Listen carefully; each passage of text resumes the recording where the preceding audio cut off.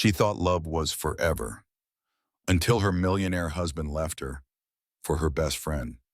Alone, pregnant, and humiliated, Sarah vanished and away from everyone's life. But 9 months later, she returned, with twins who would shake an entire billionaire dynasty to its core. Who's the real father? What secret did the Whitmore family try to bury? And how did one woman turn betrayal into the ultimate revenge, worth over $2 billion? You won't believe the truth that comes out in the hospital room. Stay till the end, because every lie burns down, and this one burns billion-dollar bright. If stories like this move you, don't forget to like, comment, and subscribe. Your support keeps these true-to-life dramas alive. Sarah Morgan's scream echoed through the hospital delivery room as another contraction ripped through her body. Sweat plastered her dark hair to her forehead. The fluorescent lights above her blurred as tears streamed down her face. "You're doing great, Sarah," the nurse said, squeezing her hand. "One more push." But Sarah wasn't crying from the pain of childbirth. She was crying because she was utterly alone. No husband holding her hand, no best friend coaching her through the breathing, just her and two strangers in scrubs, bringing her babies into a world that had shattered 9 months ago. "I can't," Sarah gasped. "I can't do this alone." The doctor looked up from between her legs, her voice firm but kind. "You're not alone. Your boys are right here with you. They need you to be strong." Sarah closed her eyes. Her boys, twin sons who would never know their father, twin sons whose very existence had become a legal battlefield, twin sons who, according to the paternity test results delivered just hours ago, weren't even biologically related to the man Sarah had called her husband. "One more push, Sarah. Come on." Sarah bore down with everything she had left. A piercing cry filled the room. Then another. Two tiny voices announcing their arrival. "You did it!" the nurse exclaimed.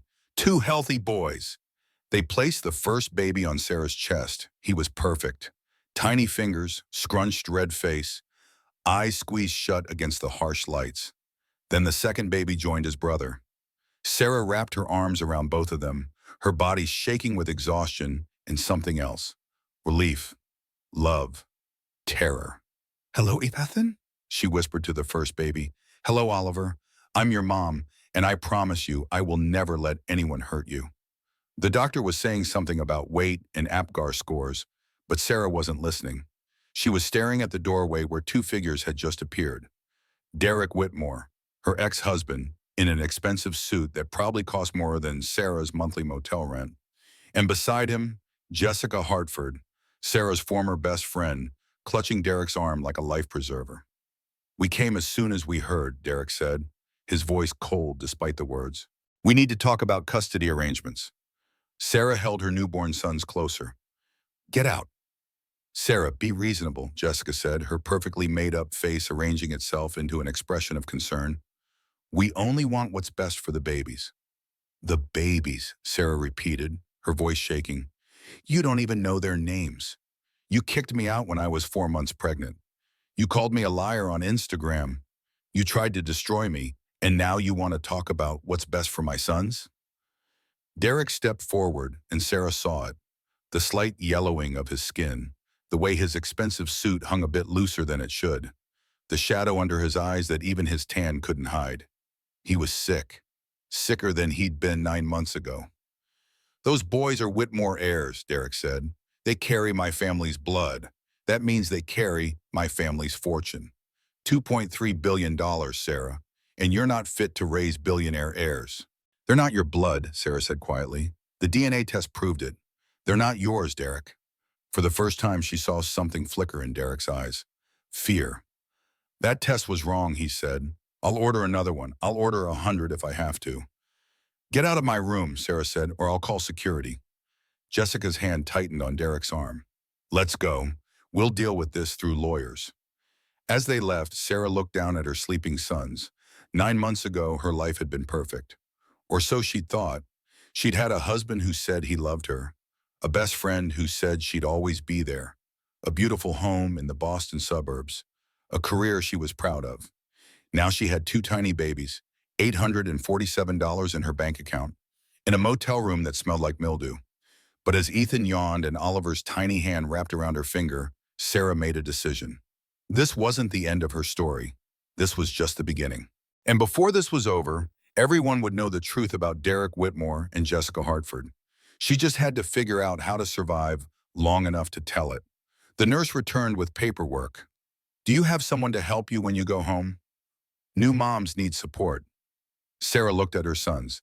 I have all the support I need right here. It was a lie, but it was the lie she had to tell herself to keep breathing. Because the truth, the real truth, was so much more complicated than anyone knew. And it had started 9 months ago, on an ordinary Tuesday morning in May. How did I get here? Sarah whispered to her sleeping babies. How did my perfect life turn into this nightmare? The answer, of course, was Derek Whitmore. But even that wasn't the whole truth. The real story was darker, more twisted, and more shocking than Sarah could have imagined when she'd first discovered her husband's betrayal. And it had all started with a forgotten phone. 9 months earlier, May morning, Boston suburbs. Sarah hummed as she flipped pancakes on the griddle. Spring sunshine poured through the kitchen windows of the Whitmore house, a sprawling colonial in one of Boston's most exclusive neighborhoods. Birds chirped in the perfectly manicured garden. The coffee maker gurgled contentedly. Life was perfect. Derek? Sarah called toward the master bedroom. Breakfast is almost ready. No answer. Sarah frowned. Derek had come home late last night, claiming a meeting with investors had run long. He'd barely kissed her before collapsing into bed, his breath smelling faintly of whiskey and something else. Something floral. Perfume? Sarah shook off the thought. Derek worked hard. He'd built Whitmore Properties from nothing into a $50 million real estate empire. Of course, he came home exhausted sometimes. She plated the pancakes and poured 2 coffees. As she turned toward the bedroom, she heard the shower running. Derek must already be up. She smiled. Maybe she'd surprise him with breakfast in bed. But as she walked past the entryway table, something caught her eye. Derek's phone sitting face up on the marble surface. He never forgot his phone. Derek Whitmore lived on his phone. It was basically grafted to his hand. Sarah picked it up, intending to bring it to him. The screen lit up, and there, in preview text, was a message that made Sarah's heart stop. Last night was incredible. Can't stop thinking about you. When are you going to tell her? The message was from a contact labeled J. Sarah's hands started shaking. She shouldn't look. Privacy was sacred. She and Derek trusted each other. But her thumb was already swiping up, entering Derek's passcode. Their anniversary, 0618. The phone unlocked. Sarah scrolled up through the message thread, her breakfast churning in her stomach. Months of messages, intimate messages, planning meetings that weren't business meetings, and photos. Photos that made Sarah's vision blur with tears. Her husband, shirtless, in a hotel room. And beside him, also shirtless, her hair tousled, her lipstick smeared, was Jessica Hartford, Sarah's best friend since college. The phone slipped from Sarah's numb fingers, clattering onto the marble floor. Sarah? Derek's voice came from behind her. What are you doing with my phone? She turned slowly. Derek stood in the hallway, a towel wrapped around his waist, water still dripping from his hair. For a moment, Sarah couldn't speak. She just stared at this man she'd married 5 years ago. This man she'd loved. This man she'd built a life with. How long? She finally whispered. Derek's face went carefully blank, the same expression he used in business negotiations. I don't know what you're talking about. Don't, Sarah said, her voice breaking. Don't lie to me. Not now. The messages, Derek. The photos. Jessica. For a long moment, Derek said nothing. Then he walked past her, picked up his phone from the floor, and checked the screen. When he looked up, his eyes were cold. 6 months, he said flatly. 6 months. Sarah did the math in her head. 6 months ago was December, right after her mother's funeral. Sarah's mother, Diane Morgan, had died of cancer after a 2-year battle. Sarah had been devastated. And while she'd been grieving, her husband had been sleeping with her best friend. Why? Why? Sarah asked. Just tell me why. Derek shrugged. Things changed, Sarah. I changed. You're sweet and artistic and kind. But I need someone who understands my world. Someone who can keep up with me. Jessica gets it. She gets the business, the networking, the image we need to project. Image? Sarah repeated. Our marriage was about image? Our marriage was convenient, Derek said. When I married you, I was nobody. A guy flipping houses in Southie. You were perfect for that version of me. But I'm not that person anymore. Sarah felt like she was drowning. I'm pregnant. The words tumbled out before she could stop them. She'd taken the test 3 days ago. 3 pink lines, twins. She'd been planning to tell Derek tonight over a romantic dinner. She'd bought champagne and sparkling cider. She'd wrapped tiny baby booties in a gift box. Derek's expression didn't change. Congratulations. That single word, delivered with complete indifference, broke something inside Sarah. Get out, she said quietly. This is my house, Sarah, bought with my money. Your name isn't on the deed. I'm your wife. Not for long, Derek said. My lawyer will be in touch. I'm willing to be generous. $200,000. You sign an NDA, you disappear, and we both move on with our lives. I'm pregnant with your child, Derek. With your children. Twins. For the first time, something flickered in Derek's eyes. Not joy or excitement. Calculation. We'll discuss custody arrangements after you've had time to think rationally, he said. But Sarah, let me be clear. If you fight me on this, I will bury you. I have lawyers. I have money. I have connections. You have nothing. So take the settlement and go quietly. The shower turned off down the hall. A moment later, Jessica emerged from the guest bathroom, wearing one of Sarah's robes. Her blonde hair was wet. Her face was scrubbed clean of makeup. She looked young and vulnerable and absolutely terrified. Sarah, Jessica said, her voice small. I'm so sorry. We never meant for you to find out like this. Sarah looked at her best friend, the woman who'd been her maid of honor, the woman who'd held her while she cried at her mother's funeral, the woman who'd sworn she'd always be there for Sarah. You were at my mother's funeral, Sarah said slowly. You hugged me. You told me everything would be okay. And all that time you were sleeping with my husband? Jessica's eyes filled with tears. It just happened, Sarah. We didn't plan it. Derek and I were working late on the Seaport development deal and we just connected. And oh yeah, get out, Sarah said. Both of you, get out of my sight. Derek's expression hardened. This is my house. You get out. Derek, Jessica said quietly, maybe we should give her some time. She's had enough time, Derek said. He pulled out his phone and made a call. Mitchell, it's Derek Whitmore. I need you at my house in 30 minutes. Yes, now, my wife just became a problem that needs handling. Sarah stood frozen as Derek walked back to the bedroom and shut the door. Jessica lingered in the hallway, tears streaming down her perfect face. I really am sorry, Sarah, she whispered. Then she followed Derek into the bedroom and closed the door behind her. Sarah sank onto the entryway bench, her whole body shaking. Around her, the perfect house she decorated with such care suddenly felt like a prison. The morning sunlight that had seemed so cheerful now felt harsh and mocking. Her phone buzzed in her pocket. A text from her OB/GYN's office confirming her first prenatal appointment for next week. A routine checkup that would never happen now, because in 30 minutes Derek's lawyer would arrive, and Sarah's perfect life would officially end. She pressed a hand to her still flat stomach. I'm sorry, she whispered to the babies growing inside her. I'm so sorry. I thought your father was a good man. I thought we were building a family. I was wrong about everything. But even then, even in that moment of complete devastation, Sarah had no idea how wrong she really was, because Derek Whitmore's betrayal went so much deeper than adultery. And before this was over, Sarah would discover secrets that would change everything. Exactly 31 minutes later, the doorbell rang.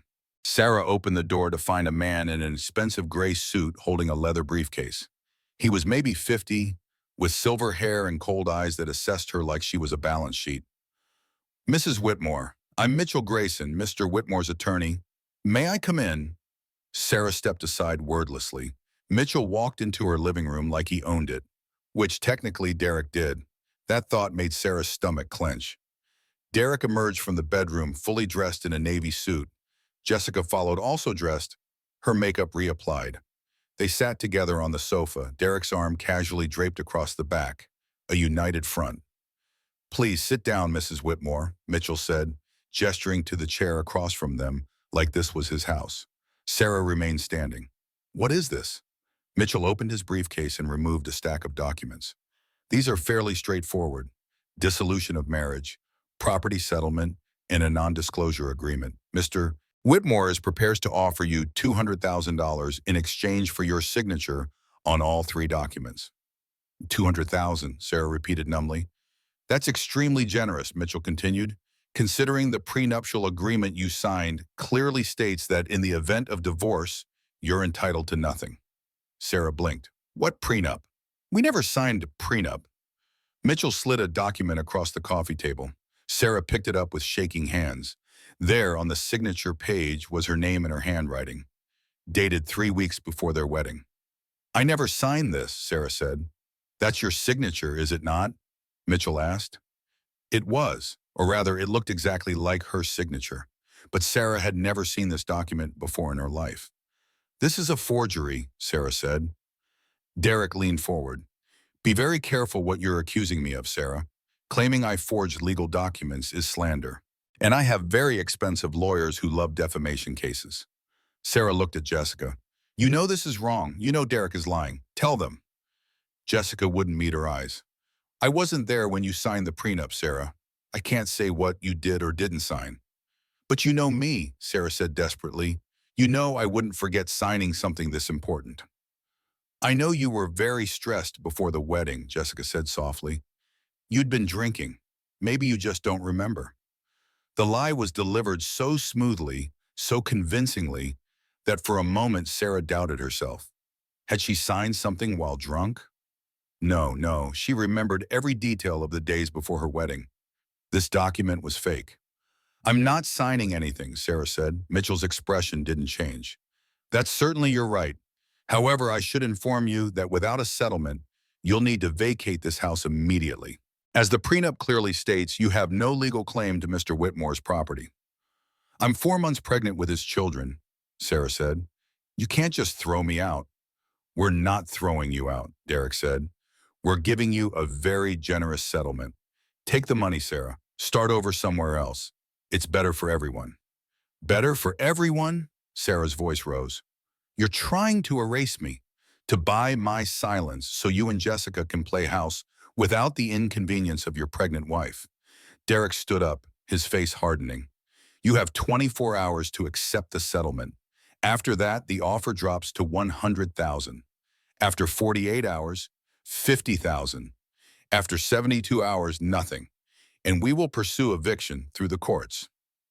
What about my things? Sarah asked. Your personal items will be packed and available for pickup, Mitchell said. Everything else, including the car currently registered in Mr. Whitmore's name, remains his property. Sarah felt the walls closing in. No house, no car, no money, and 2 babies on the way. There's one more thing, Derek said. He nodded to Mitchell, who produced another document. This is a voluntary paternity waiver, Mitchell explained. By signing this, you acknowledge that Mr. Whitmore has no legal or financial obligation to any children you may be carrying. Sarah's blood went cold. You're trying to deny your own children? I'm protecting myself from potential paternity fraud, Derek said calmly. For all I know, those babies aren't mine. You could have been unfaithful. I never cheated on you, Sarah said, her voice shaking. Prove it, Derek said. Get a paternity test. If the children are mine, we'll discuss child support. But until then, I'm not signing my name to anything. Jessica finally looked uncomfortable. Derek, that seems a bit harsh. This is business, Jess, Derek said, his voice sharp. Stay out of it. And Jessica flinched but said nothing more. Sarah looked at the three of them. Derek, cold and calculating. Mitchell, completely indifferent to her humanity. And Jessica, weak and complicit in her own betrayal of their friendship. I need to use the bathroom, Sarah said quietly. She walked down the hall on unsteady legs, locked herself in the powder room, and leaned against the sink. Her reflection in the mirror showed a woman she barely recognized. Pale, hollow-eyed, broken. She pressed a hand to her stomach. 4 months pregnant with twins. No job, no savings of her own. Derek had always handled the finances. Sarah had trusted him. What a fool she'd been. Her phone buzzed. A text from an unknown number. Don't sign anything. They're lying. Meet me at Cafe Noir on Newberry Street tomorrow at 10 a.m. I have information you need. A friend. Sarah stared at the message. Who was this? Some kind of scam? But what did she have left to steal? She heard voices in the living room. Derek's laugh, the same laugh that used to make her smile. Now it made her skin crawl. She couldn't stay here. Not another night in this house with these people. She couldn't breathe. Sarah opened the bathroom window. It faced the side yard, hidden from the street. She was on the first floor, easy enough to climb out. She'd done it as a teenager, sneaking out to meet friends.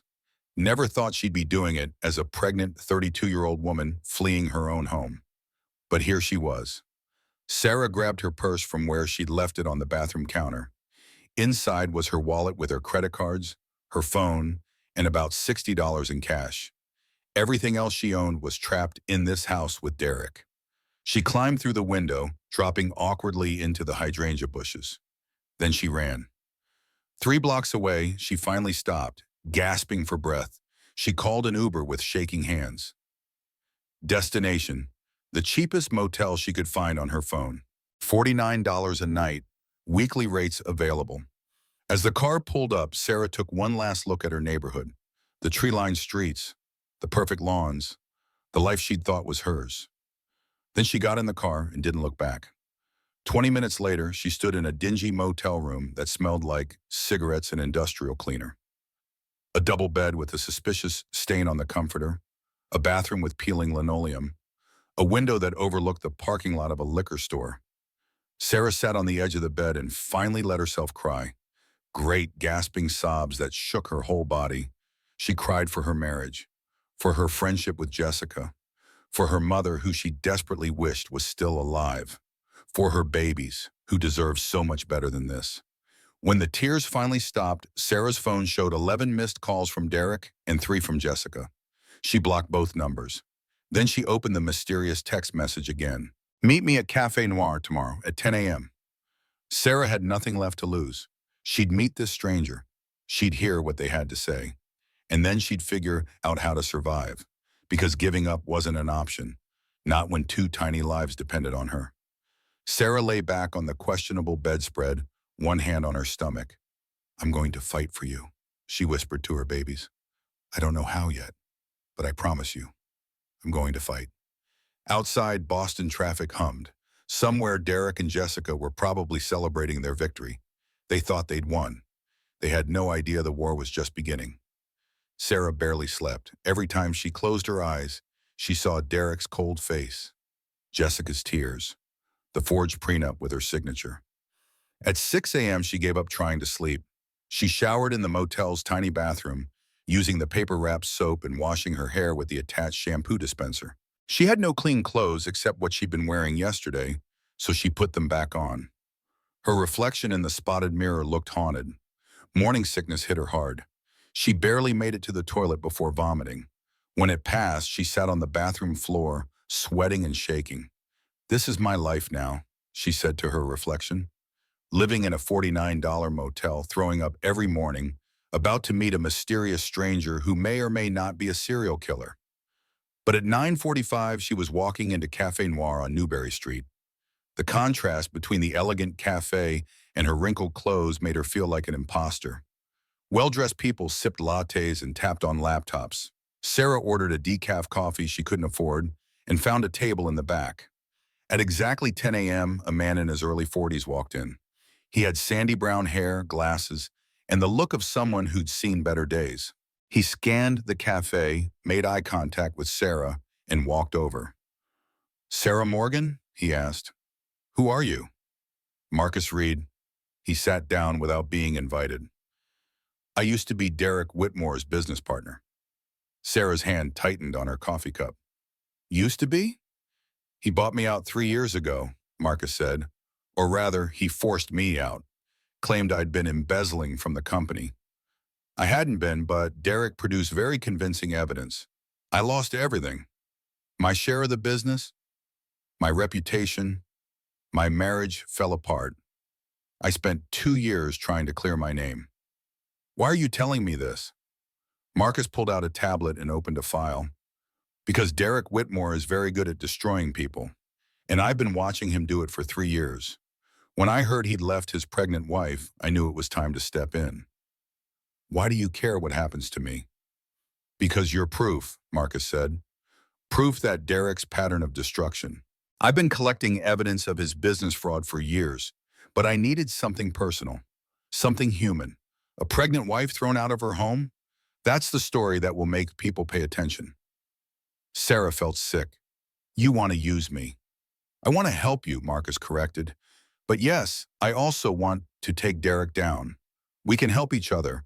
I have evidence of his financial crimes, hidden offshore accounts, tax evasion, fraud. With your testimony about the forged prenup and his abandonment, we can build a case. I can't afford a lawyer, Sarah said flatly. I know someone who'll take your case pro bono. Kate Morrison. She specializes in representing women screwed over by wealthy husbands. She's won cases against people with 10 times Derek's resources. Sarah wanted to believe him, but trust had gotten her into this mess in the first place. Why should I trust you, she asked. Marcus leaned back. You shouldn't. You should verify everything I'm telling you. Google me. Google Kate Morrison. Check my story. But Sarah, you're 4 months pregnant and living in a motel. Derek is going to get worse before this is over. You need allies. What do you get out of this? Sarah asked. Revenge, Marcus said simply. Derek destroyed my life. I want to return the favor. And if I can help you in the process, that's even better. Sarah studied his face. He looked tired, bitter, but also honest in a way Derek never had been. Tell me about these offshore accounts, she said. Marcus smiled. Now we're talking. For the next hour, Marcus showed Sarah documents, bank statements from the Cayman Islands, wire transfers to shell corporations, evidence that Derek had been hiding money for years. This is how he does it, Marcus explained. He inflates property values on paper, secures loans based on fake appraisals, then funnels the money offshore before the properties are actually sold. It's fraud on a massive scale. How much money are we talking about, Sarah asked. At least 12 million that I can prove, Marcus said. Probably more. And that's not counting the legitimate assets, the house, the properties he owns, the investments. He told me his company was worth 50 million, Sarah said. Marcus laughed bitterly. His company is worth maybe 20 million, but that's not even the interesting part. He pulled up another document. This is Derek's father's will. Richard Whitmore died 6 months ago. Sarah remembered. Derek had barely reacted to his father's death. They'd had a complicated relationship. Richard had been disappointed that Derek went into real estate instead of joining the family's investment firm. Derek inherited the Whitmore family estate, Marcus continued, $2.3 billion. The prenup you supposedly signed was dated before that inheritance. If it's real, you have no claim. But if it's fake, you're entitled to half. Sarah's head spun. $1.15 billion? Give or take a few million, Marcus said. That's why Derek is so desperate to get rid of you. The probate on Richard's estate closes in 3 months. If you're still married when it closes, you get half. So Derek needed you gone fast. That's why he was so cold, Sarah whispered. This isn't about Jessica at all. It's about the money. Oh, Jessica's involved, Marcus said. But she's as much a pawn as you are. He showed Sarah another document. Jessica Hartford is $400,000 in debt. Credit cards, personal loans. Her influencer lifestyle is completely fake. She's been living beyond her means for years. Derek's paying her debts, Sarah guessed. Exactly, in exchange for her help destroying your marriage. She was supposed to seduce Derek, make you look unstable, and back up his version of events. He's using her just like he used you. Sarah thought about Jessica's tears yesterday. The way she'd flinched when Derek snapped at her. She doesn't know he's using her. Probably not, Marcus agreed, but that doesn't make her innocent. Sarah's phone buzzed. A text from an unknown number, but she recognized the tone immediately. Derek. Last chance, Sarah. Sign the papers by 5 p.m. today, or the offer drops to $100,000. Your choice. Sarah showed the text to Marcus. Don't respond, Marcus said. Let me call Kate. We'll file for divorce first, on your terms. We'll demand a full financial disclosure. We'll expose the forged prenup, and we'll make sure everyone knows what Derek Whitmore really is. Sarah took a deep breath. Okay, let's do it. Marcus made the call. 20 minutes later, Kate Morrison walked into the cafe. She was maybe 45, dressed in a sharp black suit with steel gray hair and eyes that missed nothing. Tell me everything, Kate said.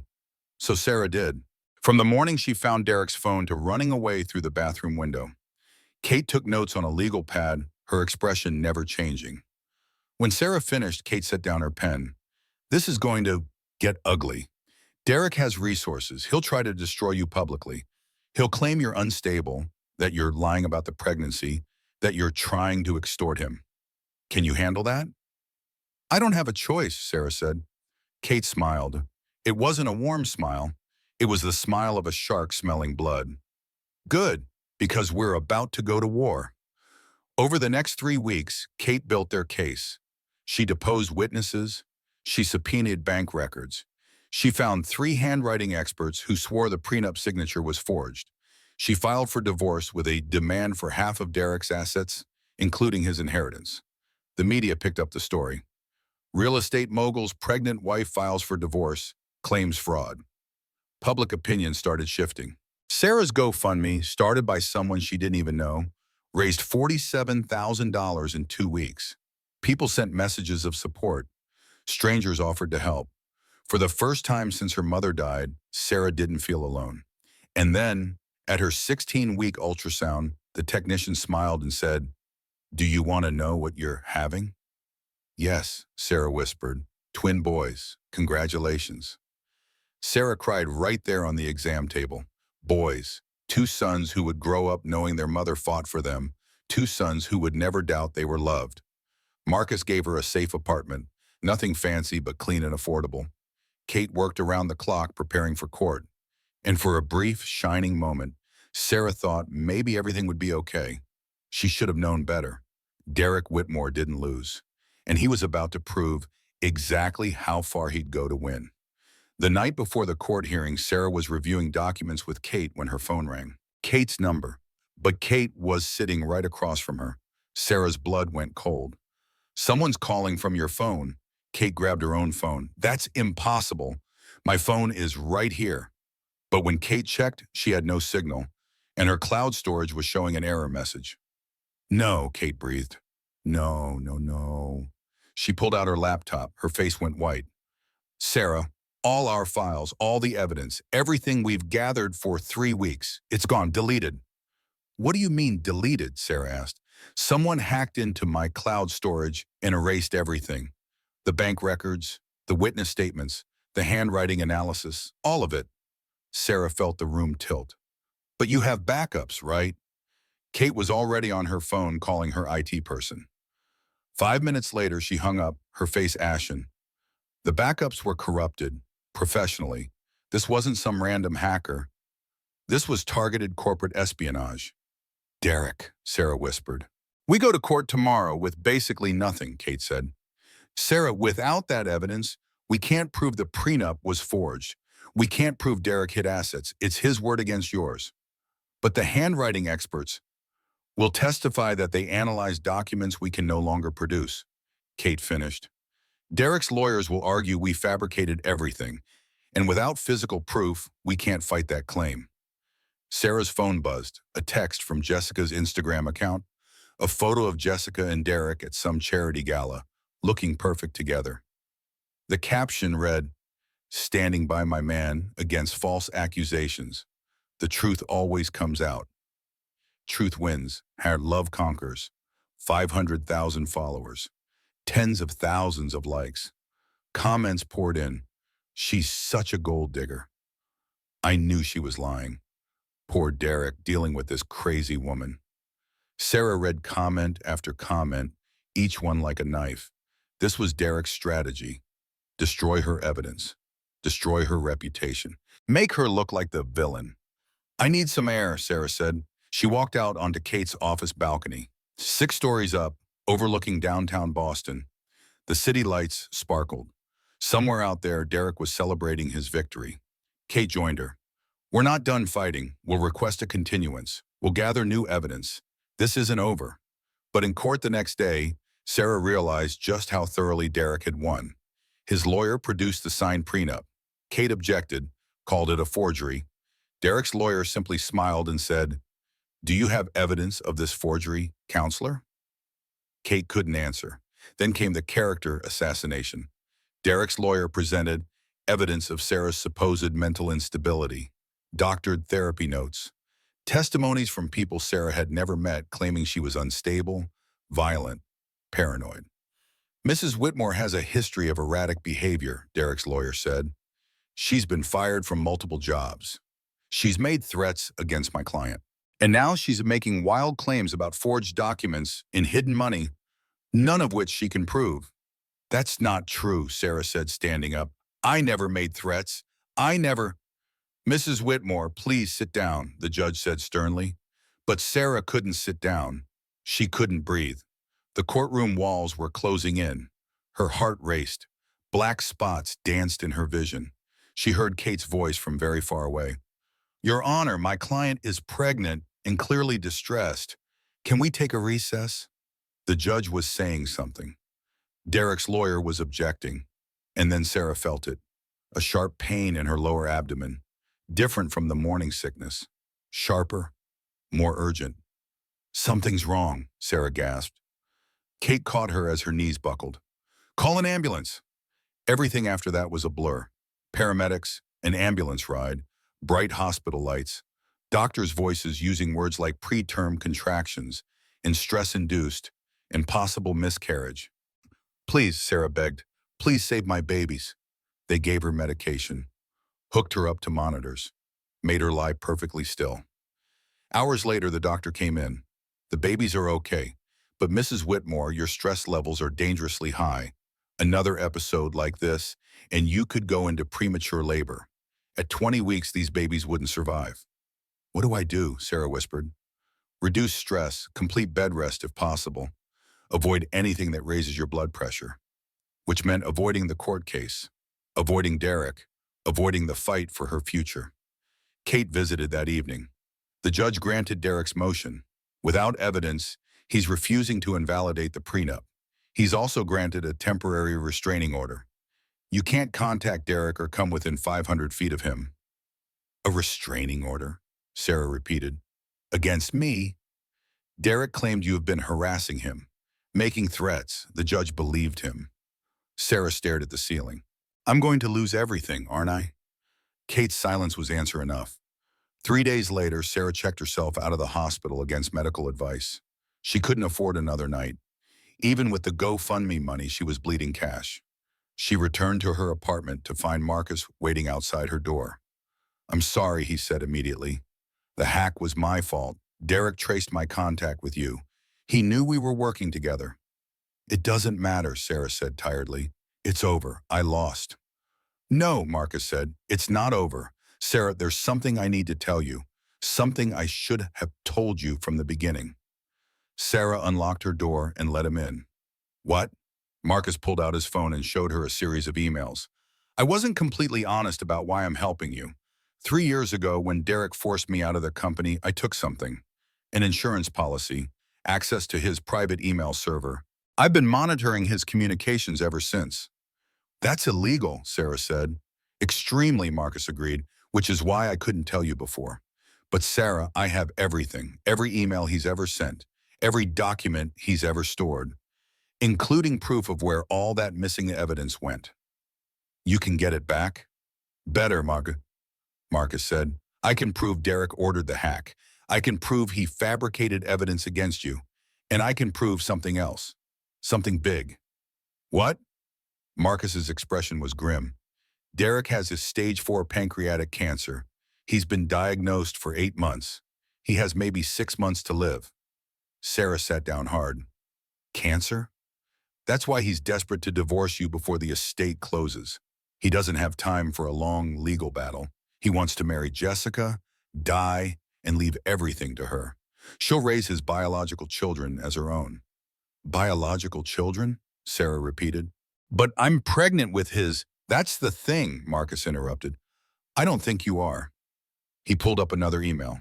This one was from a fertility clinic to Derek. Dear Mr. Whitmore, regarding your inquiry about using your brother's genetic material for IVF purposes, we must inform you that such a procedure would require written consent from all parties involved, including your wife and your brother. Without this consent, we cannot legally proceed. Sarah read the email 3 times. His brother? Derek doesn't have a brother. Yes, he does, Marcus said. James Whitmore, Derek's younger brother, cut out of the family will 10 years ago. Their father hated James for being gay. He left everything to Derek. I don't understand, Sarah said. What does this have to do with me? Marcus showed her another email. This one made Sarah's stomach turn. The procedure was successful. Sample provided by James Whitmore has been preserved, awaiting further instructions. Would Derek wanted to use his brother's sperm, Sarah whispered. But why? Because of the will, Marcus said. Richard Whitmore's will has a bloodline clause. If Derek dies without biological children, the estate goes to the next blood heir. That would be James, but if there are children with Whitmore blood, they inherit. But if Derek used James's sperm, the babies would still be... Sarah stopped. Her blood went cold. The babies would be James's biological children, which means they'd be next blood heirs anyway. Exactly, Marcus said. Derek tried to be too clever. He wanted heirs he could control, so he was going to use his brother's son to create children who technically qualified under the bloodline clause. But he didn't realize he was making James's children, not his own. This is insane, Sarah said. There's more, Marcus said grimly. Sarah, when did you and Derek last have sex? Sarah thought back. 7 months ago, right before my mother got sick. And when did you get pregnant? 5 months ago, March. Marcus pulled up a medical record. This is Derek's medical file. In February, he had a vasectomy. He's been sterile since then. The pieces clicked into place. He can't be their father, Sarah whispered. Right, which means either you cheated, which I don't believe, or Derek arranged for you to be impregnated without your knowledge. Sarah felt sick. That's not possible. You can't just secretly inseminate someone. You're right, Marcus said, but you can trick someone into a fertility clinic under false pretenses. Sarah, do you remember going to any medical appointments around March? Anything routine? Sarah's mind raced. My gynecologist. Derek said I should get a checkup. Said my mother's cancer might be genetic. He even came with me, made sure I went. Did they do any procedures? Anything invasive? Sarah's hands started shaking. They said it was a routine exam, but they gave me sedation. Said it would make me more comfortable. That's when they did it, Marcus said quietly. That's when Derek had you artificially inseminated with his brother's sperm. Sarah ran to the bathroom and threw up. When she came back, Marcus was still there, his expression sympathetic. I know this is a lot, he said. A lot? Sarah laughed hysterically. Derek secretly got me pregnant with his brother's sperm so he could create Whitmore heirs without actually fathering them himself. That's beyond a lot. That's reproductive coercion. That's criminal. Yes, Marcus said, it is. And when we can prove it, Derek is going to prison. Can we prove it? Sarah asked. We're going to try, Marcus said. But Sarah, you need to know. When this comes out, Derek will do everything to destroy you. He'll claim you knew. He'll claim you're making it up. I don't care, Sarah interrupted. He violated me. He used my body without my consent. He's a monster and everyone needs to know. Then we need to move fast, Marcus said, because when Derek finds out we know, he'll run, or worse.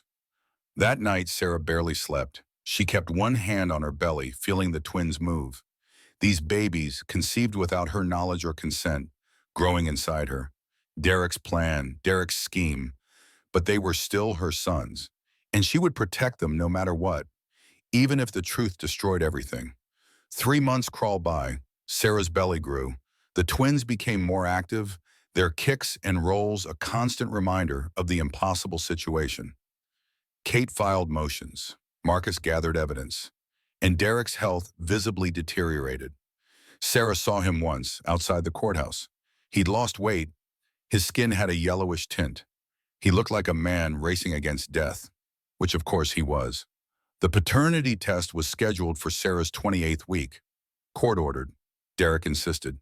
He claimed Sarah had been unfaithful and wanted proof these babies weren't his. Sarah knew the truth now. Derek wanted documentation that the babies weren't biologically his. It was all part of his plan. The morning of the test, Sarah sat in the clinic waiting room, her hands folded protectively over her belly. "It's going to be okay," Kate said beside her. "Whatever the results say, we'll deal with it." But when the technician called her back, Derek was already there. So was Jessica. "I have a right to be present," Derek said coldly. "These might be my children." They weren't, of course, but Sarah said nothing. The technician drew blood. "Results in 3 to 5 business days." Derek stood to leave. Then he paused. "For Sarah, you should know, I've filed for full custody. When those babies are born, I'm taking them." "You can't do that," Sarah said. "Watch me," Derek said. "You're living in a 1-bedroom apartment. You have no job, no support system, no way to provide for 2 infants. I have a house, resources. Jessica as a co-parent. Any judge will see where those boys belong." "They belong with their mother," Sarah said. Derek's smile was cruel. "Only if their mother is fit to parent, which you're not." After they left, Sarah sat in her car and cried. Kate was researching legal options. Marcus was gathering evidence, but Derek was dying and desperate. He'd do anything to win. That night, Sarah's water broke. It was 3 weeks early, 29 weeks. The twins weren't due for another 11 weeks. "No," Sarah gasped, feeling the warm rush down her legs. No, it's too soon." She called 911, called Kate, called Marcus. The ambulance ride was a nightmare of pain and fear. The hospital was chaos. Doctors shouting, nurses running, someone saying, "Emergency C-section," and "NICU ready?" "Please save them," Sarah begged. "Please." They wheeled her into surgery. The last thing she saw before the anesthesia took her was the bright lights and masked faces. When she woke, the first thing she heard was crying. 2 thin, reedy cries. "They're alive," the nurse said. "Your boys are alive. Small, but fighting." Sarah burst into tears. "Can I see them?" They brought them to here, wrapped in blankets, hooked up to wires and monitors. So tiny. Ethan was 3 pounds 4 ounces. Oliver was 3 pounds 7 ounces. Their skin was translucent, their fingers impossibly small. "Hello," Sarah whispered. "I'm your mom, and I love you more than anything in this world." The door opened. Derek and Jessica walked in. "We came as soon as we heard," Derek said. Sarah held her sons closer. "Get out!" "Sarah, be reasonable," Jessica started. "I said get out," Sarah repeated, her voice stronger. Derek's expression hardened. "Those boys are Whitmore heirs. They carry my family's blood. That means they carry my family's fortune." "They're not your blood," Sarah said. "The DNA test will prove it." For the first time, Derek looked uncertain. "The test isn't back yet." "But you already know what it's going to be," Sarah said. "Don't you, Derek? You know these babies aren't biologically yours because you're sterile, have been since February." Jessica turned to Derek. "What is she talking about?" Derek's face flushed. "She's delusional. Hormones from the birth." "You had a vasectomy," Sarah continued. "You can't father children, so these babies can't be yours." The nurse looked between them uncomfortably. "Maybe I should give you privacy." "No," Sarah said. "Stay. I want witnesses to this." Sarah, stop," Derek said, his voice dangerous. But Sarah was done being afraid. "You arranged for me to be artificially inseminated without my consent. You used your brother James's sperm. You thought you were creating Whitmore heirs you could control. But all you did was create James's biological children. And when your father's will is read, these boys won't inherit through you.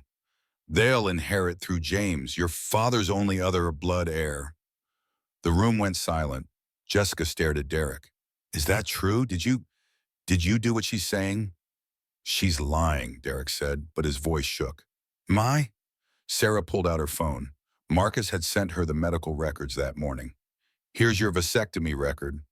Here's the fertility clinic correspondence. Here's the email where you requested James's sperm sample. Should I keep going?" Derek's face went from red to white. "Where did you get those?" Does it matter? Sarah asked. They're real. And in 72 hours, when the DNA test comes back showing you're not these babies' father, everyone will know the truth.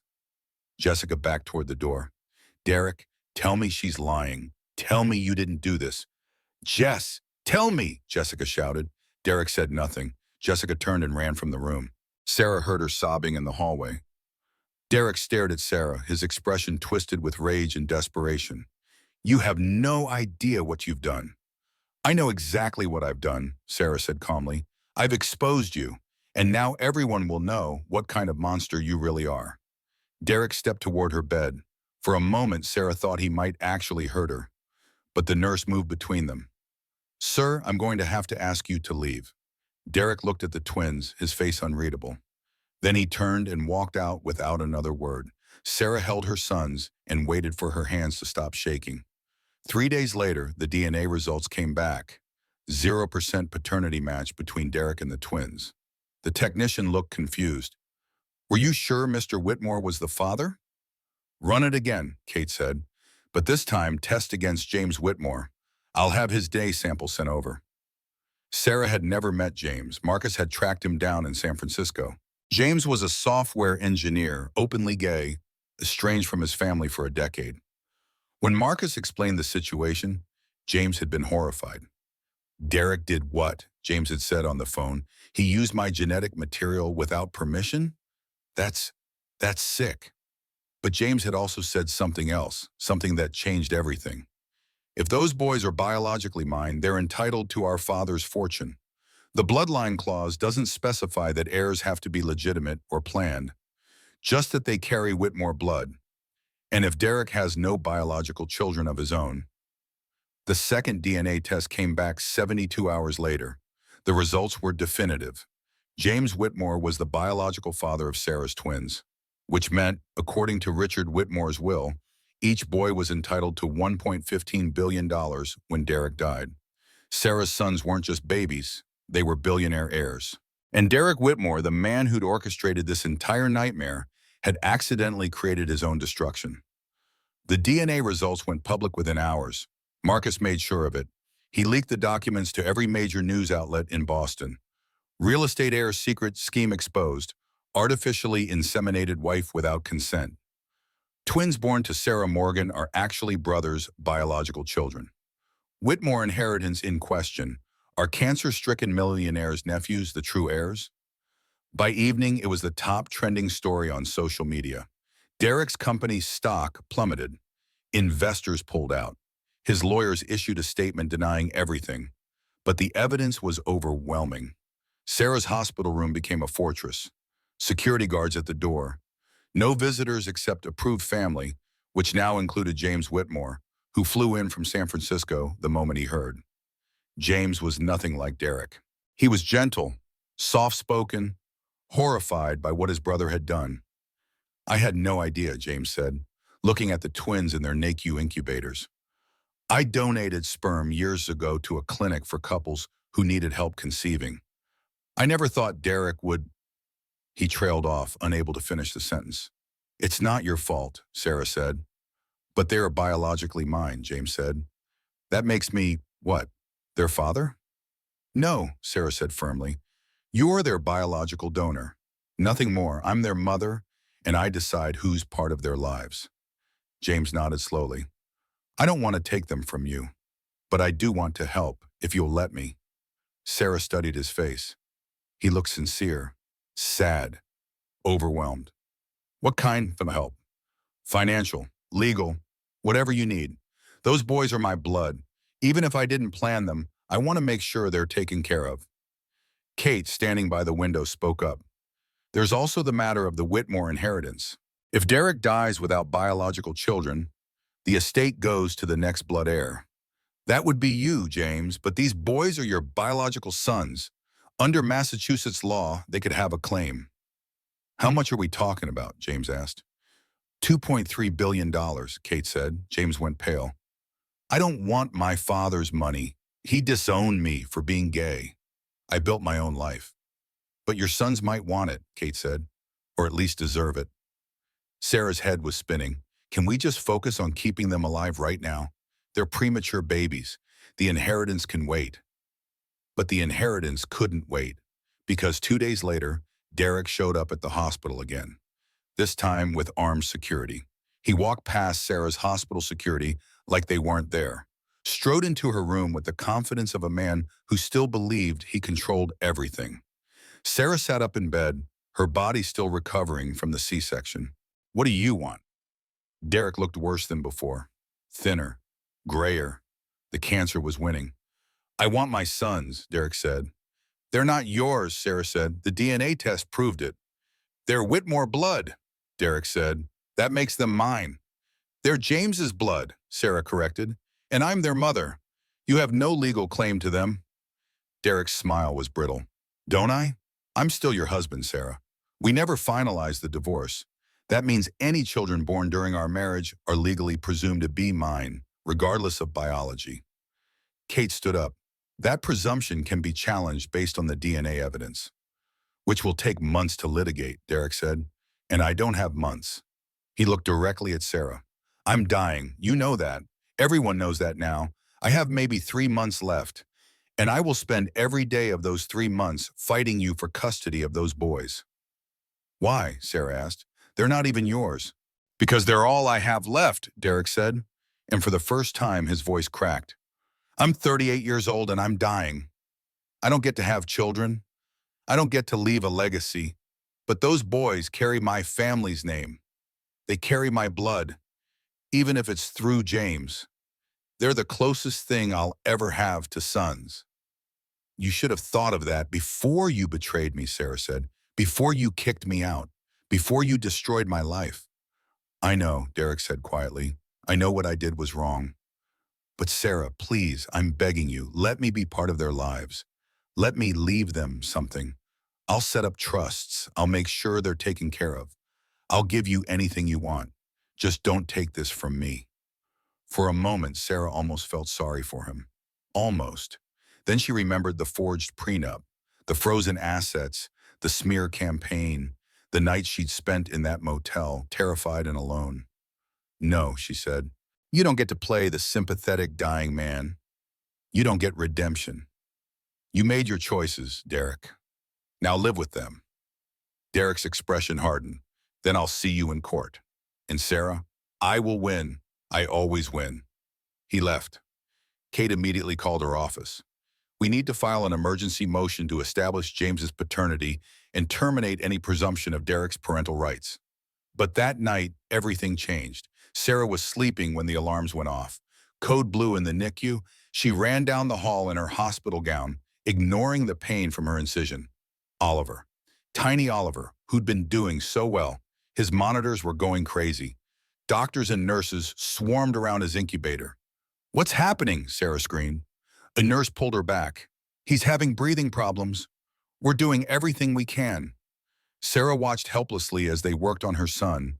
Ethan was stable in the next incubator, but Oliver was fighting for his life. 20 minutes later, the doctor came out. "He's stable, but Mrs. Morgan, the next 48 hours are critical. Premature babies are fragile. Any stress can trigger complications." "He's going to be okay?" Sarah asked. "We hope so," the doctor said. "But you need to minimize stress for both of you. No visitors, no drama. Just rest and bonding with your babies." Sarah nodded numbly. She sat between the two incubators, one hand on each baby, and prayed. That's when Marcus arrived. His face was grim. "What's wrong?" Sarah asked. "Derek collapsed at his office an hour ago. He's in the ICU downstairs. Liver failure from the cancer. They don't think he'll last the night." Sarah's hand stilled on Oliver's incubator. "He's dying?" "Yes," Marcus said. "And Sarah, when he dies, the inheritance becomes immediate. These boys will be the legal heirs to $2.3 billion. People will come out of the woodwork trying to control them. You need protection." "What kind of protection?" "Legal guardianship paperwork, trusts, security. Sarah, you're about to become the mother of two of the richest children in America. That makes you a target." Sarah looked at her tiny sons, hooked up to machines, fighting to breathe. "I just want them to be healthy," she whispered. "I don't care about the money." "I know," Marcus said. "But the money cares about you." 2 hours later, a nurse appeared. "Mrs. Morgan, Derek Whitmore is asking for you. He says it's important. Sarah looked at Kate, who'd arrived an hour ago. Should I go? That's up to you, Kate said. Sarah stood, her incision pulled painfully. Stay with the boys, I'll be right back. Derek's ICU room was dim and quiet except for the beeping monitors. He lay in the bed, an oxygen mask over his face, IV lines running from both arms. He looked nothing like the powerful businessman who'd walked into her hospital room earlier. He looked like a dying man. Sarah, he rasped when she entered. I'm here, she said, standing at the foot of his bed. I'm sorry, Derek said, for all of it. The affair, the prenup, using you, using James's sperm without permission. All of it. I'm sorry. Why are you telling me this now? Sarah asked. Because I'm dying, Derek said, and I don't want to die alone. Jessica left me, said she couldn't be with a monster. My lawyer stopped returning my calls. Marcus leaked everything. Everyone knows what I did. Good, Sarah said. They should know. I deserve this, Derek said. I know I do. But Sarah, those boys, they don't deserve to grow up knowing their biological existence was the result of a crime. They don't deserve the stigma. They won't have stigma, Sarah said. They'll have a mother who loves them and fought for them. They'll have James, who wants to be a good uncle. They'll be fine. Derek removed his oxygen mask. Let me set up their trusts. Let me leave them something good. It's the only decent thing I can do now. Sarah studied his face. She wanted to hate him. She should hate him, but all she felt was pity. Fine, she said. Set up the trusts. Make sure my sons are taken care of. But Derek, you don't get to be their father. You don't get to be in their lives. You lost that right when you chose money over humanity. Derek closed his eyes. I know. Sarah turned to leave. Sarah? Derek called weakly. She paused. Tell them I was better once, he said, before the cancer, before the desperation. Tell them I was better. No, Sarah said quietly. I won't lie to my sons. They'll know the truth, all of it, and they'll learn from your mistakes. She walked out and didn't look back. Derek Whitmore died at 3:17 a.m. Sarah was with her sons when it happened. She felt nothing. No grief, no relief, just exhaustion. The next morning, Derek's lawyer came to her room with documents. Mr. Whitmore's will. He changed it last night. Everything goes into trust for the twins. $2.3 billion, split evenly between Ethan Morgan and Oliver Morgan. Their last name is Morgan, Sarah said, not Whitmore. Yes, ma'am, that's what Mr. Whitmore specified. He said, quote, they should carry their mother's name. She earned it. Maybe in the end, Derek had found one shred of decency, or maybe it was just guilt. Either way, Sarah's sons were now among the richest children in America, and their mother was a 32-year-old woman with no idea how to manage a billion-dollar inheritance. But she'd figure it out, because that's what mothers do. They protect their children, no matter what. Jessica Harford appeared at Sarah's hospital room door 3 days after Derek's death. She looked terrible. No makeup, uncombed hair, red, swollen eyes. I know you don't want to see me, Jessica said, but please, I need to talk to you. Security was about to remove her, but Sarah held up a hand. Let her in, let her. Jessica came closer, standing at the foot of Sarah's bed. The twins were still in the NICU, gaining weight, getting stronger every day. I'm sorry, Jessica said. I know those words are meaningless after everything I did, but I need to say them. Why did you do it? Sarah asked. We were friends, best friends. How could you betray me like that? Jessica's face crumpled. I was drowning, $400,000 in debt. My influencer lifestyle was fake. Everything was fake. I was about to lose my apartment. I couldn't afford food some days, and then Derek approached me. Derek approached you? Sarah repeated. He knew I was desperate. He'd done research on me. He said if I helped him divorce you, he'd pay off my debts, give me $5 million. $5 million, Sarah. I could start over. I could breathe again. So you seduced my husband for money, Sarah said flatly. I didn't have to seduce him, Jessica said quietly. He was already looking for a way out. I was just convenient, young, photogenic, good for his image. He didn't love me. He didn't even like me. I was a prop in his plan. And you went along with it. Yes, Jessica said, Because I was selfish and scared. I chose money over friendship. I chose survival over loyalty. And I've lost everything because of it. Good, Sarah said. Jessica nodded. I deserve that. I deserve all of it. But Sarah, I need you to know. I never knew about the artificial insemination. I never knew he'd used James's sperm. Derek told me you'd gotten pregnant during a reconciliation attempt. I believed him. When I found out what he'd really done, I was horrified. Is that supposed to make it better? Sarah asked. No, Jessica said. Nothing makes it better. But I wanted you to know I wasn't part of that. I was part of a lot of terrible things. But not that. Sarah looked at this woman who'd once been her closest friend. What do you want from me, Jessica? Nothing, Jessica said. I don't deserve forgiveness. I don't even deserve the chance to apologize. I just wanted to look you in the eye and tell you that I'm sorry and that you were right about everything. Derek used me, just like he used you. And now he's dead, and I'm left with nothing but debt and shame. Derek left you nothing in his will? Sarah asked. Nothing, Jessica confirmed. Every penny went to the twins, which is how it should be. But Sarah, I'm still $400,000 in debt. Derek never paid it off. He just promised he would after the divorce was final. It was all lies. Sarah should have felt satisfaction, but she just felt tired. I can't help you, Jessica. I won't. I know, Jessica said. I'm not asking you to. I'm declaring bankruptcy. I'm moving back to Connecticut to live with my parents. I'm starting over with nothing, which is what I deserve. She turned to leave, then paused. Those boys, Ethan and Oliver, they're beautiful. I saw their photos in the news. You're going to be an amazing mother. I know, Sarah said. Jessica left. Sarah never saw her again. That afternoon, James came to visit.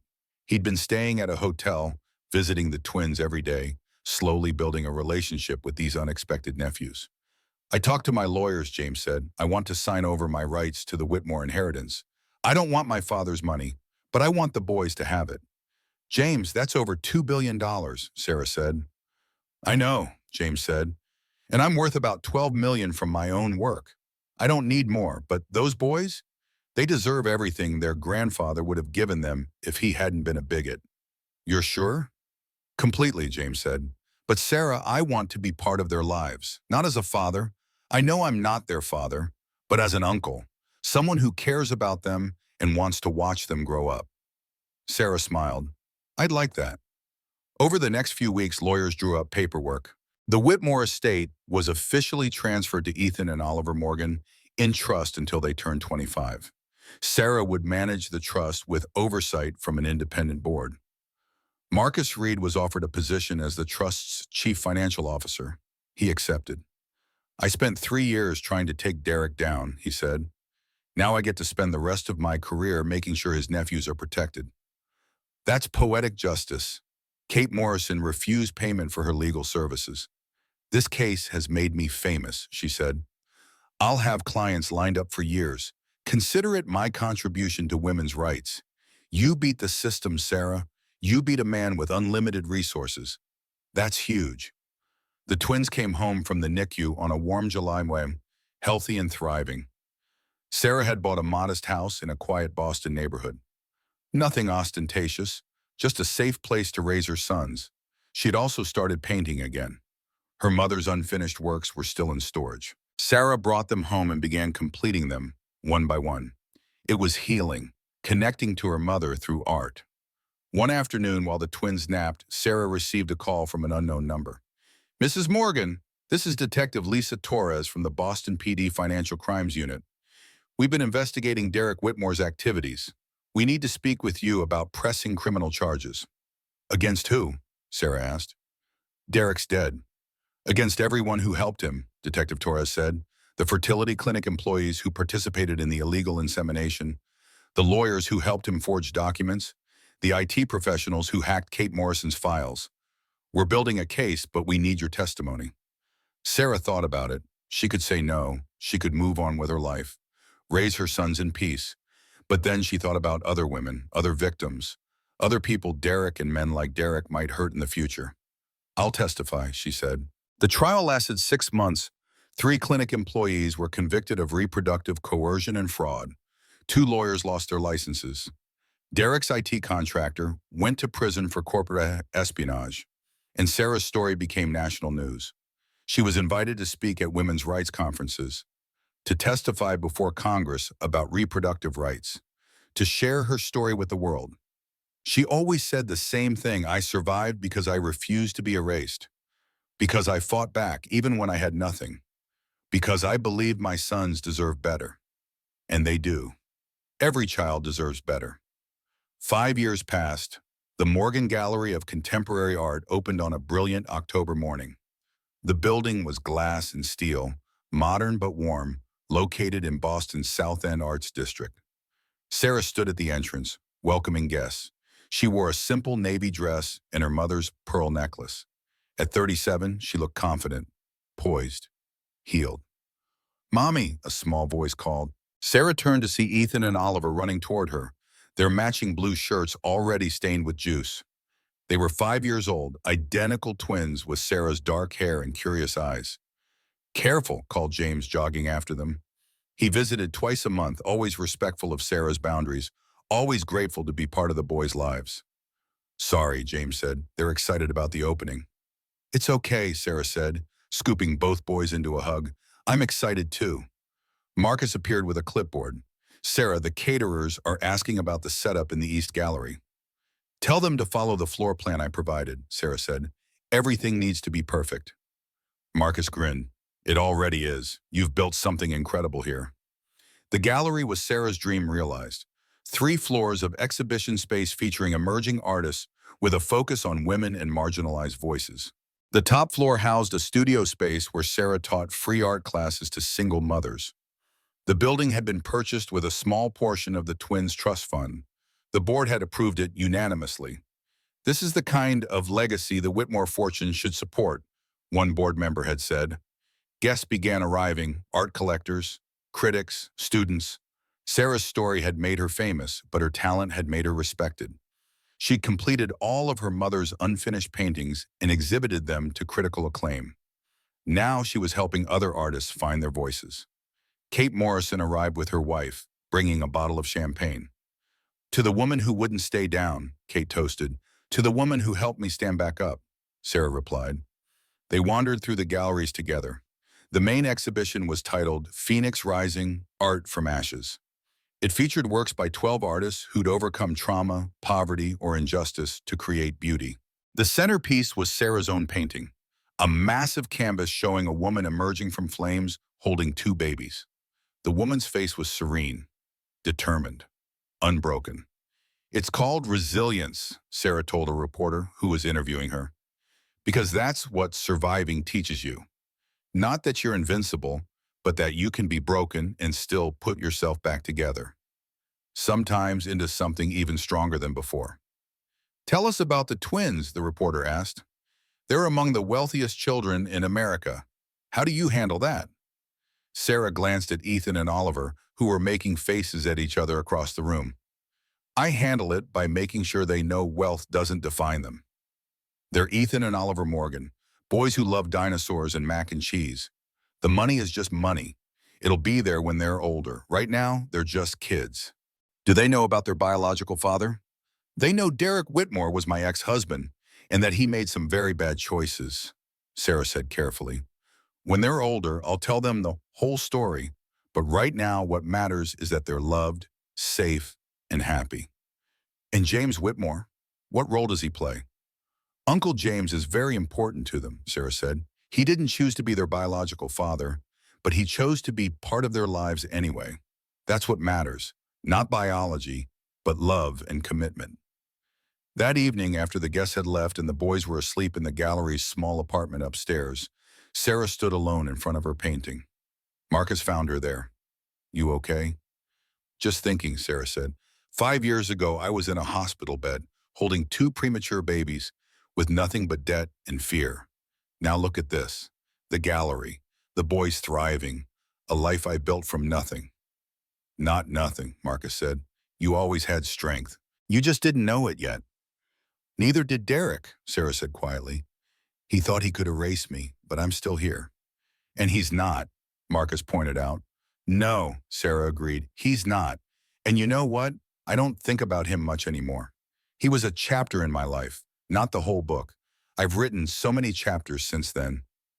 What's the next chapter? Marcus asked. Sarah smiled. Whatever I want it to be. That's the beauty of surviving. You get to choose what comes next. They stood together in comfortable silence, looking at the painting that told Sarah's story without words. Upstairs, the twins slept peacefully, unaware of the wealth that would one day be theirs, unaware of the scandal that had brought them into existence. Just two little boys dreaming little boy dreams. And that was exactly how Sarah wanted it, because her sons weren't defined by their billions or their complicated conception or their dead biological uncle or their mother's trauma. They were defined by love, safety, joy. They were defined by the life Sarah had built for them from the ashes of her broken one. They were her phoenixes, her resilience made flesh. And every day, they reminded her why she'd fought so hard to survive. 10 months after the gallery opening, Sarah received an unexpected letter. The return address was a correctional facility in Connecticut. She almost threw it away. Then she saw the name, Jessica Hartford. Sarah hadn't thought about Jessica in months. The last she'd heard, Jessica had declared bankruptcy and moved home. That had been 4 years ago. Curious despite herself, Sarah opened the letter. Dear Sarah, I know I have no right to contact you. I know you probably don't want to hear from me. But I'm writing anyway because I need you to know something. I just completed a 2-year sentence for fraud. Turns out I wasn't just in debt. I was involved in some of Derek's schemes without realizing it. He'd used my influencer platform to promote some of his fraudulent properties. The prosecutor said I should have known better, even though Derek never told me what he was doing. They were right. I should have known better about a lot of things. Prison gave me a lot of time to think about the choices I made, the friendship I destroyed, the person I became when I was desperate. I'm not asking for forgiveness. I just wanted you to know that I've spent every day of the last 5 years regretting what I did to you. I saw the article about your gallery. It's beautiful. You're doing exactly what you should be doing, helping people and creating art. Your mother would be so proud. I'm getting out in 2 weeks. I'm moving to Vermont, starting completely over. New name, new life. I'll never try to contact you again. This letter is my goodbye and my apology. The only good thing Derek ever did was leave everything to your sons. I'm glad they'll have opportunities I never gave them through my actions. I'm glad you survived what we did to you. I hope someday you find it in your heart to forgive me, even though I don't deserve it. Goodbye, Sarah. Thank you for showing me what real strength looks like. Jessica. Sarah read the letter 3 times. Then she wrote back, Jessica, I forgive you, not because you deserve it, but because holding on to anger was hurting me more than you. You made terrible choices, but you've paid for them. I hope Vermont gives you peace. I won't forget what you did, but I won't let it define me anymore either. We were friends once. That version of us is gone. But I wish the person you are becoming now a good life. Take care of yourself. Sarah. She mailed the letter that afternoon and never heard from Jessica again. But writing those words, I forgive you, lifted something Sarah hadn't realized she'd been carrying. The last piece of bitterness finally released. That spring, Sarah was invited to speak at a conference for reproductive rights activists. She brought Ethan and Oliver with her. They sat in the front row, coloring, while Sarah told her story to 2,000 people. Reproductive coercion is not talked about enough, Sarah said.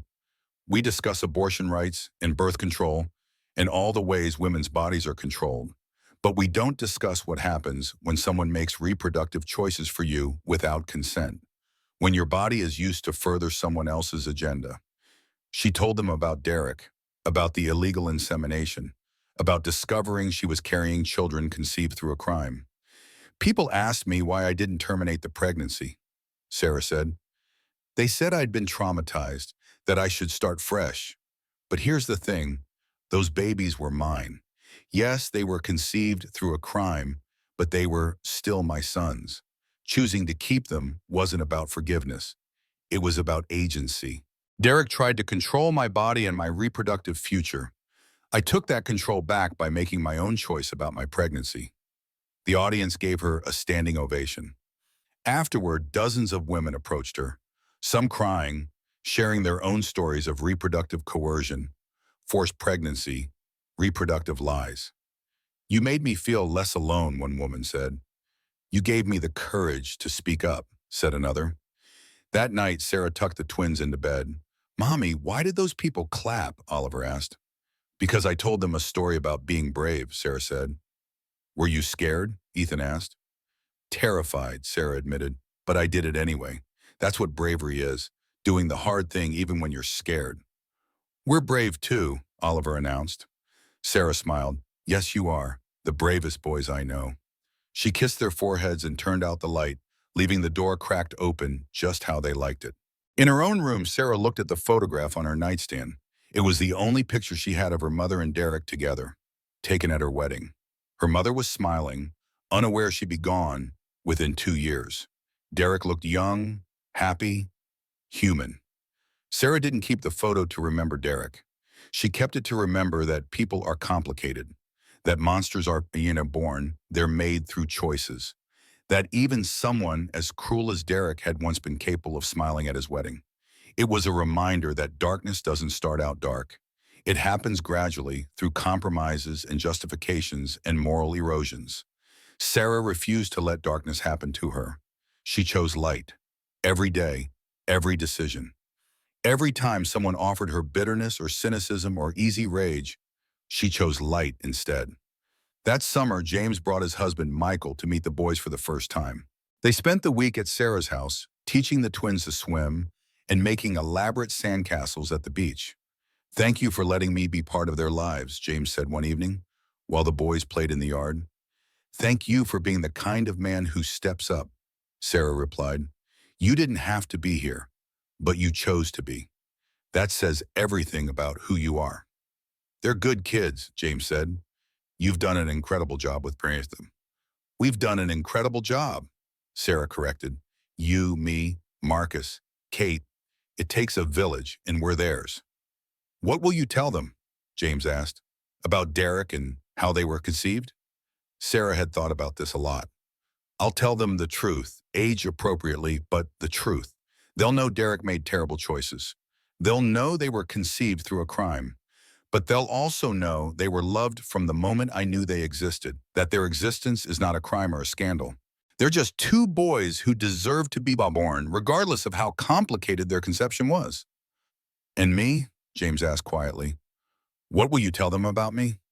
"That you're their Uncle James who loves them and chose to be part of their lives. That biology is complicated, but family is chosen. That they're lucky to have you." James's eyes filled with tears. "I'm the lucky one." That night, after everyone was asleep, Sarah opened her laptop and began writing. Not her own story this time. A children's book. "The Phoenix and Her Chicks," she titled it. It was the story of a mother bird whose nest was destroyed by a storm, who had to rebuild with nothing but twigs and determination, who hatched her babies in a makeshift nest far from where she'd planned, who taught them to fly not by protecting them from the world, but by showing them how to rise after falling. It was her story, filtered through metaphor. A story she could share with Ethan and Oliver when they were old enough to ask how they were born. Sarah wrote through the night, the words pouring out like they'd been waiting years to be told. By morning, she had a first draft. By the end of the month, she had a finished manuscript. By Christmas, she had a publisher. The Phoenix and Her Chicks became a bestseller. Parents read it to children who'd survived trauma, who'd been born into complicated circumstances, who needed to know that difficult beginnings didn't determine endings. Sarah donated all the proceeds to organizations supporting survivors of reproductive coercion and mothers escaping abusive relationships. On the twins' 7th birthday, Sarah hosted a party at the gallery. 50 children ran through the exhibition spaces, playing games and eating cake. Marcus organized a scavenger hunt. James and Michael ran the art station. Kate kept order with gentle efficiency. Sarah stood watching, her heart full, when a reporter approached. "Mrs. Morgan, can I ask you one question?" Sarah almost said no. Then she saw the woman's press badge. It was from a major national magazine. "One question," Sarah agreed. "Looking back on everything you've been through, if you could go back and change what happened, would you?" Sarah looked at Ethan and Oliver, chocolate-covered and laughing with their friends. She thought about the gallery, the book, the women she'd helped, the life she'd built. No, Sarah said, because all of it, the betrayal, the pain, the survival, it made me who I am, and I like who I am now. I'm stronger than I ever thought possible. I'm a better mother because I fought so hard to protect them. I'm a better person because I learned what I'm capable of overcoming. Even Derek, even the artificial insemination, even that, Sarah said. Not because what he did was okay. It wasn't. It was criminal and wrong. But because my sons are here, and they're perfect, and I wouldn't trade them for anything, not even an easier path. The reporter smiled. That's a powerful answer. It's an honest one, Sarah replied. That night after the party, after the cleanup, after the boys were bathed and storied and tucked into bed, Sarah stood in her mother's old studio, which she'd rebuilt in her house. She pulled out a fresh canvas and began to paint. Not a phoenix this time, just a woman standing in a field of flowers, holding the hands of two small boys. The woman was smiling, the boys were laughing, the sun was shining. It was simple, peaceful, true.